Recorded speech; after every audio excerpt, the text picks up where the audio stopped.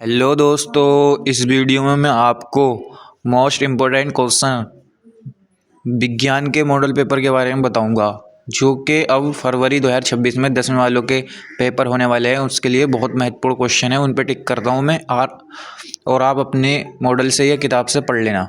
चलो तो बात करते हैं मेन क्वेश्चनों की, जो आने की संभावना बहुत ज़्यादा रहती है। सबसे पहले बात करते हैं, ये वाला क्वेश्चन बहुत ज़्यादा आने की संभावना रहती है।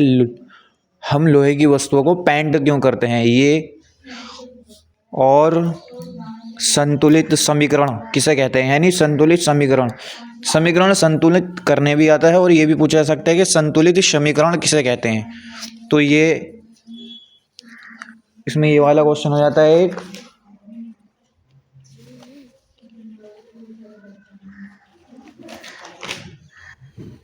और ये आता है समीकरण संतुलित करने के लिए आती हैं समीकरणों को संतुलित करें। तो आप जो इम्पोर्टेंट है इसमें वो मैं निशान लगा देता हूँ, ये वाला MnO2+HCl, इसको समीकरण को संतुलित करना है। ये समीकरण हो गई। ये जितनी भी संतुलित समीकरण है ये पढ़ के, यानी कैसे समीकरण को संतुलन करते हैं ये पढ़ के जाना है। ये जरूर आता है संतुलित करने के लिए समीकरण।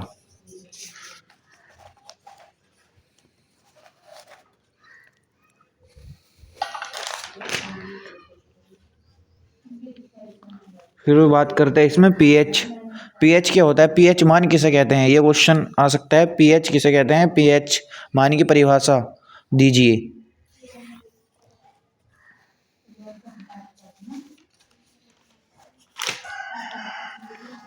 और ये प्लास्टर ऑफ पेरिस, ये अभिक्रियाएं आती हैं लिखने के लिए, अभिक्रियाएं लिखिए। तो प्लास्टर ऑफ पेरिस की जल के साथ अभिक्रिया, ये तो बहुत इंपॉर्टेंट है, आती ही आती है। और सोडियम हाइड्रोकार्बोनेट, ये वाली,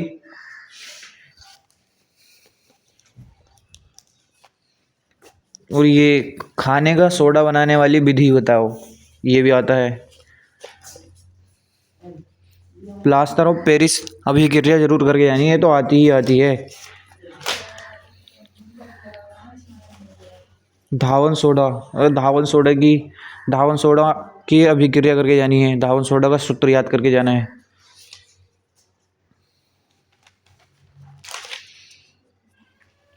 धावन सोडा का रासायनिक नाम, अणु सूत्र और जी सूत्र याद करके जाना है। और प्लास्टर ऑफ पेरिस मैन है।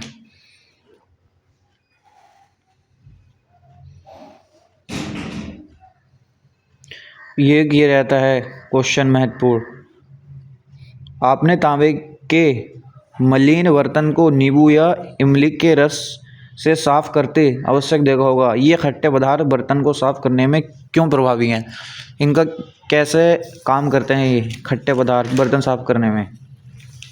और ये क्वेश्चन बहुत इम्पोर्टेंट रहता है। लोहे को जंग से बचाने के लिए 2 तरीके बताएं, या लोहे को कैसे बचाते हैं, पेंट कर कैसे बचाते हैं, क्या प्रक्रिया से बचता है, किस प्रक्रिया के द्वारा बचता है ये। और ये आता है रासायनिक गुणधर्मों के आधार पर धातु और अधातु, मतलब धातु किसे कहते हैं और अधातु, इन दोनों में अंतर आता है। धातु और अधातु में अंतर आता है, ये आपको पढ़ के जाना है। जो मेन है वही मैं बता रहा हूँ, जो बहुत ज़्यादा आते ही आते हैं।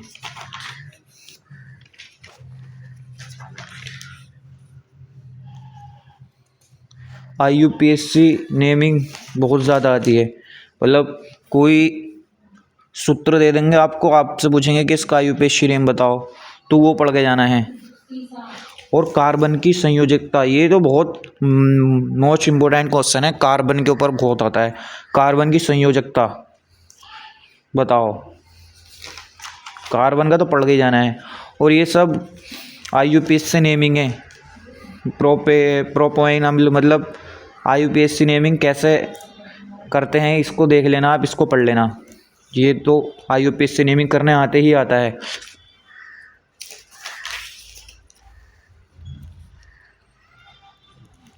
और ये क्वेश्चन भी आने की संभावना है।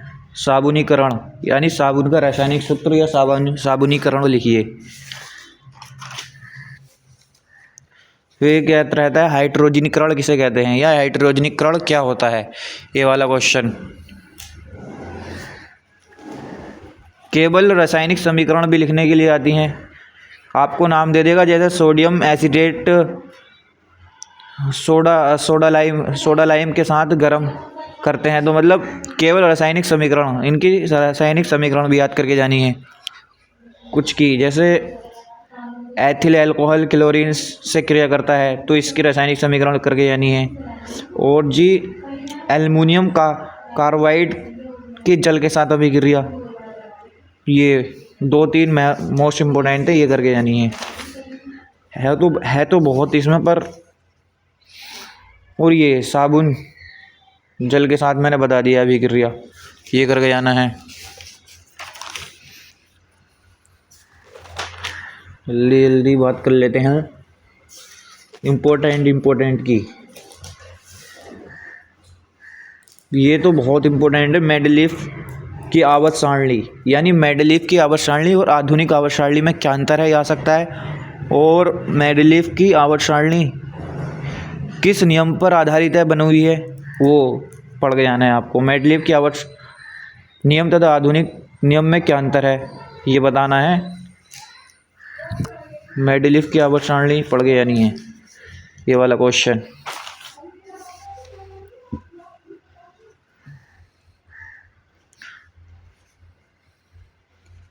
देखो ये जैसे टिप्पणी करने भी आ सकती है, जैसा लिखा है निम्नलिखित पर संक्षिप्त टिप्पणी लिखिए। मेंडलीफ की मूल आवर्त सारणी की उपयोगिता बताएं और इसकी विशेषताएं, और इसके कुछ दोष हैं जो कि आधुनिक आवर्त सारणी में पूरे किए गए हैं, उनको बताना है।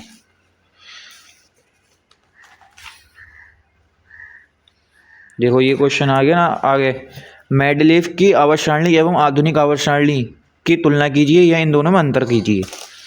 ये फिर आता है अब जीव विज्ञान का पार्ट, तो इसमें ये वाला MCQ, पित्त रस का निर्माण कहाँ होता है, ये बताना, ये वाला अच्छा क्वेश्चन है। पादप में जाइलम उत्तरदायी होता है, किस लिए, ये बताना है। यकृत स्रावित कौन करता है, यानी ये यकृत कहाँ से निकलता है। पादपों में वायु प्रदूषण कम करने की प्रक्रिया को क्या कहते हैं, ये।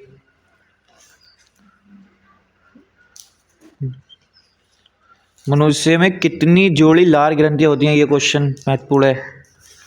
और ये जाइलम फिलोएम में अंतर, ये महत्वपूर्ण क्वेश्चन रहता है।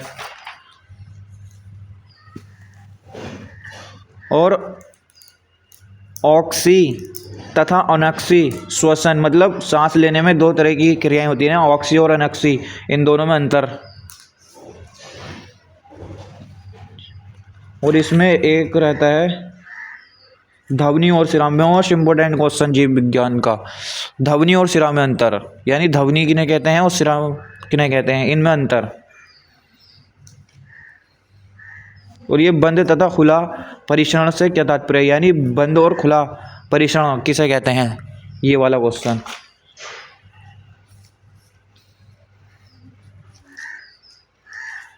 और ये वाला, हमारे शरीर में हीमोग्लोबिन की कमी के कारण क्या क्या दिक्कत होती है, इसके परिणामों की बात करनी है। और ये वाला क्वेश्चन तो आता ही आता है, दोनों में से कोई एक करना होता है, 2 आएंगे, या तो फिर मानव हृदय की आंतरिक संरचना, यानी मानव हृदय का चित्र बनाना होगा और उसका लेबलिंग करना होगा, नाम लिखने होंगे, उसके बारे में लिखना होगा, या तो फिर तांत्रिका तंत्र, यानी न्यूरॉन आएगा, उसका नाम लिखना है और उसका चित्र बनाना है। ये वाला क्वेश्चन दोनों में से तो दोनों ही आते हैं, एक करना होता है।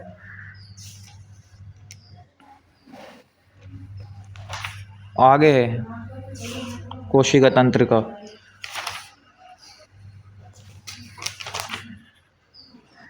प्रकाश संश्लेषण, ये वाला भी क्वेश्चन सही है। प्रकाश संश्लेषण किसे कहते हैं, प्रकाश संश्लेषण के बारे में बताओ। बस हल्का फुल्का पढ़ लेना, कोई ज़्यादा मत पढ़ना इसके बारे में।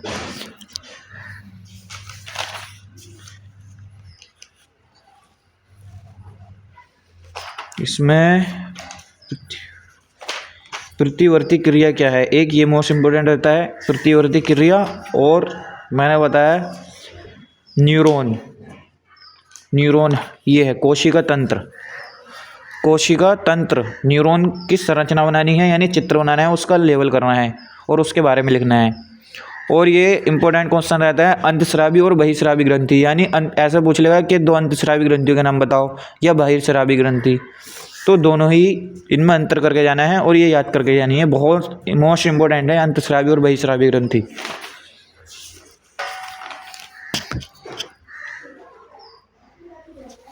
लैंगिक, और ये क्वेश्चन सही रहा है, लैंगिक और अलैंगिक जनन किसे कहते हैं? लैंगिक जनन में अंतर और अलैंगिक जनन दोनों पढ़ देना।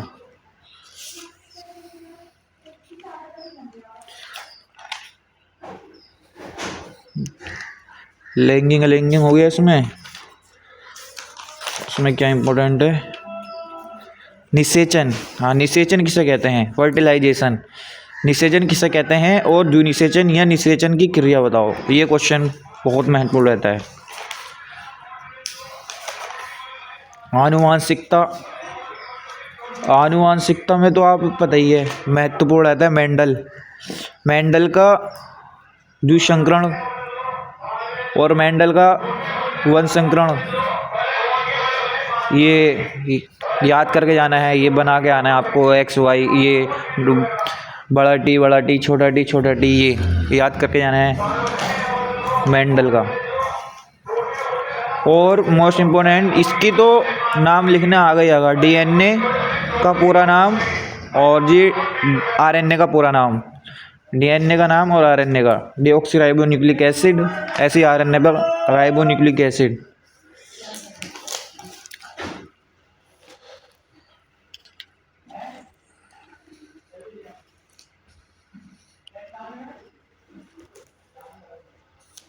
और ये क्वेश्चन जीवाश्म क्या है? जीवाश्म किसे कहते हैं? जैव विकास प्रक्रम में इसके क्या विषय है? ये मेंडल, मैं कह रहा था ना आनुवांशिकता, मेंडल के आनुवांशिकता के नियम का उदाहरण सहित वर्णन कीजिए, यानी मेंडल का पढ़ के आना है आपको। ये डबल एक्स बड़ा वाई मनु, ये सब। अब थोड़ा रह जाता है फिजिक्स का, इसमें पार्ट रह जाता है। तो प्रकाश का परावर्तन, यानी प्रकाश का अपवर्तन और परावर्तन दोनों ही कॉन्सेप्ट पढ़ के जाने हैं। परावर्तन और अपवर्तन किसे कहते हैं? प्रकाश का अपवर्तन और एक प्रकाश का परावर्तन। फिर उत्तल लेंस और अवतल लेंस पढ़ के जाना है, यानी उत्तल लेंस और अवतल लेंस। प्रकाश का परावर्तन और अपवर्तन, उत्तल लेंस और अवतल लेंस के कार्य, दोनों के कार्य, उत्तल और अवतल लेंस के कार्य पढ़ के जाने हैं। जैसे ये लिखा है ना, अवतल दर्पण के दो उपयोग बताएं, दो कार्य हो गए, ऐसे उत्तल दर्पण के दो कार्य बताओ। और एक क्वेश्चन चित्र बनाने के लिए आता है, वो जैसे उत्तल लेंस का चित्र बनाओ। जैसे उत्तल लेंस के फोकस पर स्थित वस्तु के प्रतिबिंब का बनाना आरेख खींचकर दर्शाएं। बने हुए प्रतिबिंब की प्रकृति एवं स्थिति लिखिए। ये क्वेश्चन जरूर आता है।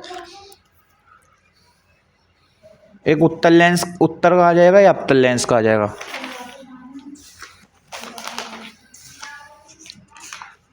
अब बात करते हैं इसमें मानव नेत्र तथा रंग बिरंग संसार में। इस चैप्टर में बहुत महत्वपूर्ण रहता है निकट दृष्टि दोष और दूर दृष्टि दोष। ये दोनों ही दोष आपको पढ़ के जाना है, मोस्ट इम्पोर्टेंट है। निकट दृष्टि दोष और दूर दृष्टि दोष, एक न एक तो आता ही है। और मानव नेत्र की आपको संरचना बनानी है। ये क्वेश्चन भी आता है, मानव नेत्र की संरचना। मानव नेत्र का चित्र बनाओ और उसका लेवलिंग करो। ये मानव नेत्र का वर्णन कीजिए और उसका चित्र बनाइए। निकट दृष्टि दोष ये बता दिया मैंने, दूर दृष्टि दोष। और इसमें क्वेश्चन ये रहता है, वर्ण विक्षेपण से क्या तात्पर्य है? यानी प्रिज्म द्वारा श्वेत प्रकाश के वर्णन विक्षेपण का कारण समझाएं। यानी प्रिज्म का, ये प्रिज्म का करके आना है।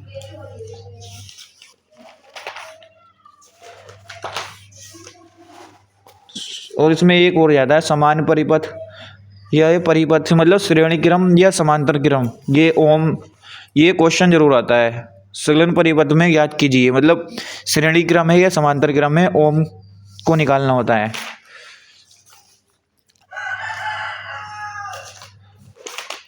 बस और क्या रह गया इसमें।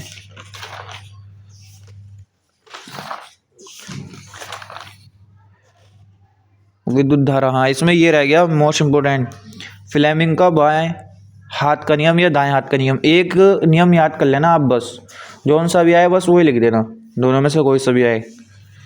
दाएं की जगह बाएं कर देना, बाएं की जगह दाएं कर देना अगर आता है तो।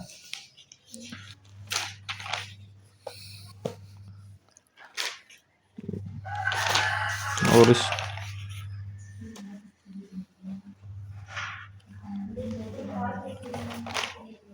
जीवाश्म ईंधन, ये ऊर्जा, एक क्वेश्चन महत्वपूर्ण है। ऊर्जा स्रोतों के रूप में जीवाश्म ईंधन तथा सूर्य की तुलना कीजिए, यानी जीवाश्म ईंधन और सूर्य।